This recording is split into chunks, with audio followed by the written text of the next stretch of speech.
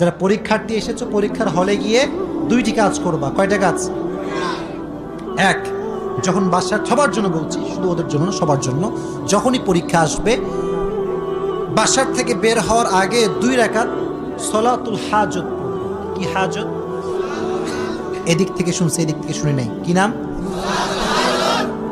2 রাকাত নামাজ নিয়ত করবা যে আমি সলাতুল হাজত পড়ছি। এদিকে তাকাও, 2 রাকাত পড়বা, পড়ে দোয়া করবা যে আল্লাহ আমি যতটুকু পারি করেছি, বাদ বাকি তোমার হাতে, তুমি আমার পরীক্ষার ফলাফল ভালো করে দিও। সকলেই পড়া আমিন। আর একটা আমল পরীক্ষিত, এটা আমি নিজে করছি, সেটা হচ্ছে পরীক্ষার হলে গিয়ে দুরূদ শরীফ পড়বা। দুরূদ ইব্রাহিম পড়ো আমার সঙ্গে, আল্লাহুম্মা সাল্লি আলা মুহাম্মদ। আরো জোরে, আল্লাহুম্মা সাল্লি আলা মুহাম্মদ।